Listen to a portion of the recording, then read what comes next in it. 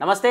ఏదైతే చార్మినార్‌కి అతి సమీపంలో ఉన్నటువంటి గుల్జరావు సంఘటన చాలా మందికైతే ఒక విచారకరమైన ఒక పెద్ద సంఘటనగా చూసినటువంటి పరిస్థితి. ఇంతకుముందు కూడా బాంబ్ బ్లాస్ట్‌లు కావచ్చు, ఇతరత్ర అగ్ని ప్రమాదాలు కూడా చాలా జరిగాయి. కానీ ఇది ఒక పెద్ద ఎత్తున దాదాపు ఒకే ఫ్యామిలీలో దాదాపు నలుగురు అన్నదమ్ములు ఫ్యామిలీలో ఉంటారు. దీనికి సంబంధించి 18 మంది చనిపోయారు. అందులో చిన్న పిల్లలు కూడా కొందరు చిన్న పిల్లలు కూడా ఉన్నట్టుగా కూడా సమాచారం. దీనికి సంబంధించి పెద్ద ఎత్తున పొద్దున ఎర్లీ మార్నింగ్ 6 గంటలకే లేచే సమయంలో బయట వైర్ అనేది దీనికి సంబంధించి ఫైర్ అయ్యి దీనికి సంబంధించి పెద్ద ఎత్తున కూడా వైర్ మొత్తం కాలిపోయి ఇల్లు మొత్తం మంటలు రావడంతో ఆ మంటల్లో పొగ వ్యాపించడంతో ఏదైతే నిద్ర మత్తులో ఉన్నటువంటి ఈ ఫ్యామిలీ మెంబర్స్ అంతా కూడా అసలు ఏమి కనిపించకపోవడంతో కూడా అందులోనే బిక్కుబిక్కుమంటూ ఏడుస్తూ అరుస్తూ ఏం చేయాలో అర్థం కాక అసలు ఆ ప్రదేశంలో మొత్తం పొగ కమ్ముకుపోవడంతో ఎక్కడికి వెళ్ళాలో అర్థం కాక ఎటు పోలేని పరిస్థితిలో ఆ పొగ మొత్తం శరీరంలోకి వెళ్ళిపోయి దీనికి సంబంధించిన శ్వాస సంబంధించిన ఇబ్బందులతో కూడా గురై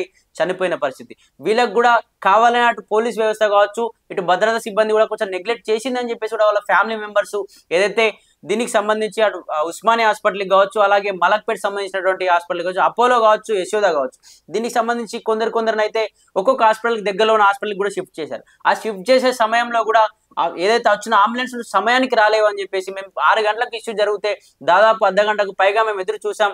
అందువల్ల కూడా చనిపోయారు చాలా మంది అని చెప్పేసి, అలాగే వచ్చిన అంబులెన్స్ లో కూడా ఎక్కువగా ఫెసిలిటీస్ లేవు, అటు మాస్క్ కావచ్చు, ఇతరత్ర భద్రత సంబంధించినటువంటి లోపాలు ఎట్లాంటి ఎక్విప్మెంట్ సరిగా లేవు అని చెప్పేసి ప్రభుత్వం నిర్లక్ష్యంగా వ్యవహరించింది అని చెప్పేసి కూడా అటు ఉస్మానియాలో కావచ్చు, దీనికి సంబంధించి ఏదైతే యశోద కావచ్చు, అపోలో కావచ్చు, వాళ్ళ ఫ్యామిలీ మెంబర్స్ ఎవరైతే ఉన్నారో రాజకీయ నాయకులు ఎవరైతే ఈ ప్రభుత్వ అధికారులు కావచ్చు, అటు ఉప ముఖ్యమంత్రి కావచ్చు, అలాగే మేయర్ విజయలక్ష్మి కావచ్చు, వీళ్ళు వచ్చినప్పుడు కూడా వాళ్ళను ఇష్టానురీతిగా తిట్టేశారు. ఎందుకంటే ఈ రేవంత్ రెడ్డి మేము గెలిపించుకుంది మా ప్రాణాలు కాపాడుతాడని, మా జీవితాలు బాగుపడతాయని. కానీ రేవంత్ రెడ్డి వచ్చినప్పటి నుంచి పరిపాలనే బాగాలేదనుకుంటే కనీసం మా కుటుంబ సభ్యులను కూడా కాపాడలేకపోయింది ఈ ప్రభుత్వం అని చెప్పేసి కూడా వాళ్ళ ఫ్యామిలీ మెంబర్స్ అటు మేయర్ పైన కావచ్చు, ఉప ముఖ్యమంత్రి బట్టి విక్రమార్క పైన కావచ్చు కూడా ఇష్టానురీతిగా కూడా తిట్టారు. దీనికి సంబంధించి కూడా బాధతో ఆవేదనతో కూడా తిట్టిన పరిస్థితి. అలాగే దీనికి సంబంధించి అయితే 18 మందికి పైగా చనిపోయారు. వాళ్ళు చనిపోయే పరిస్థితుల్లో ముంగటి నుంచి ఒకటే ఏదైతే వాళ్ళకి ఎంట్రీ ఎగ్జిట్ ఒకటే ఉండడంతో వాళ్ళు ఎప్పుడు కానీ నైట్ పడుకునేటప్పుడు కానీ ఎటైనా ఊరు వెళ్ళినప్పుడు ఖచ్చితంగా నైట్ పడుకున్నప్పుడు లోపల తాళం వేస్తారు, ఇటైనా బయటికి వెళ్ళినప్పుడు బయట నుంచి తాళం వేస్తారు. వీళ్ళు పడుకున్నప్పుడు లోపల తాళం వేసి పడుకోవడంతో ఆ పొగ వ్యాపించడంతో బయటికి ఎటు వెళ్ళాలి, అసలు ఆ ఎంట్రీ ఎగ్జిట్ ఎక్కడ ఉన్నాయని చెప్పేసి కూడా ఏర్పడని పరిస్థితుల్లో కూడా బిక్కుమంటూ అరుస్తూ అందులోనే ఆ పొగల్లో కలిసిపోయిన పరిస్థితి.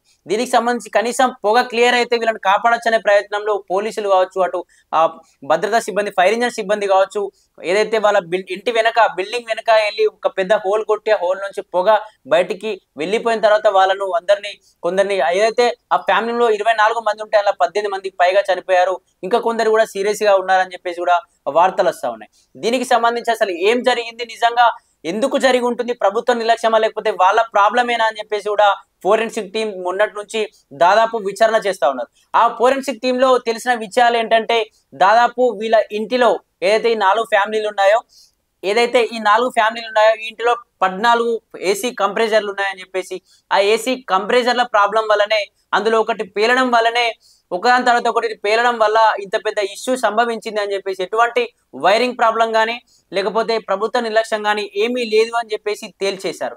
ఏదైతే ఆ ఏసీ కంప్రెసర్ పేలడం వల్ల కూడా ఆ బిల్డింగ్ మొత్తం పొగలు వ్యాపించి ఆ వేడితో ఆ చుట్టూ ఉన్న గోడలు కావచ్చు, పైన ఉన్నటువంటి సామాన్లు మొత్తం కాలిపోయి బూడిదైపోయి ఆ గోడలు మొత్తం పగుళ్ళు వచ్చాయని చెప్పేసి, ఏదైతే గ్రౌండ్ ప్లస్ 2 ఫ్లోర్స్ ఏవైతే ఉన్నాయో అవి మొత్తం పనికి రాకుండా అయిపోయాయని చెప్పేసి కూడా దీనికి సంబంధించిన ఫోరెన్సిక్ రిపోర్ట్ అయితే వచ్చింది.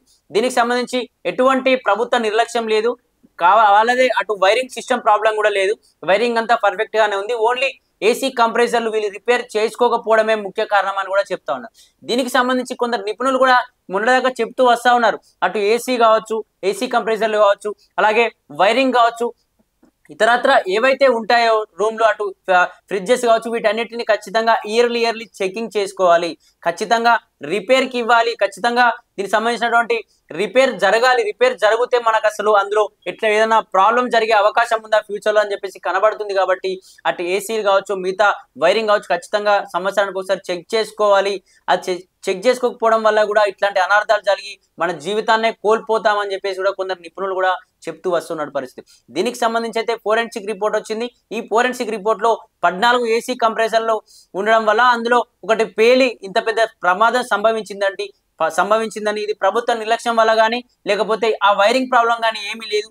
ముఖ్యంగా ఏసీ కంప్రెసర్ వీళ్ళు దాన్ని రిపేర్ చేయించకపోవడం వల్లనే వాళ్ళు దాన్ని పట్టించుకోకపోవడం వలన ఇంత పెద్ద ఘాతుకం జరిగింది అని చెప్పేసి కూడా ఫోరెన్సిక్ రిపోర్ట్ తేలింది. ఈ ఫోరెన్సిక్ రిపోర్ట్ లో అయితే G+2 ఫ్లోర్స్ ఏవైతే ఉన్నాయో ఏవి పనికి రాకుండా అయిపోయాయి అని చెప్పేసి గోడలు మొత్తం పగుళ్ళు వచ్చేసాయి, ఇందులో ఉండడానికి కూడా వీలు లేదని చెప్పేసి కూడా చెప్తా ఉన్నాయి. ఇప్పటికైతే వాళ్ళ ఫ్యామిలీ మెంబర్స్ అందరూ ఎప్పుడు కూడా ఎవరిని కూడా ప్రశ్నించలేదు. ఒక ప్రభుత్వాన్ని అంబులెన్స్ విషయంలో మాత్రమే ప్రశ్నించారు, కానీ మీ వల్లే చనిపోయారని చెప్పేసి కూడా ఎక్కడ కూడా ప్రభుత్వాన్ని కావచ్చు ఎవరిని కూడా అనలేదు.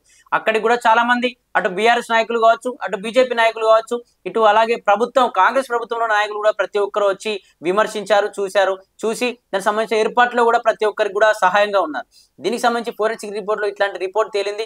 కాబట్టి మిగతా ఎవరైనా ఇట్లాంటి ఏసీ కంప్రెసర్లు వాడినప్పుడు కానీ, ఫ్రిడ్జెస్ వాడినప్పుడు కానీ, ఇంట్లో ఎలక్ట్రానిక్ వస్తువులు ఏవి వాడినా కూడా ఖచ్చితంగా వైరింగ్ సిస్టమ్ కానీ ఖచ్చితంగా ఇయర్లీ ఒకసారి చెక్ చేసుకోవాలని చెప్పేసి అటు ఫోరెన్సిక్ భద్రతా సిబ్బంది కావచ్చు, అలాగే ఇటు పోలీసులు కావచ్చు, అటు డాక్టర్స్ కావచ్చు చెప్తున్న పరిస్థితి.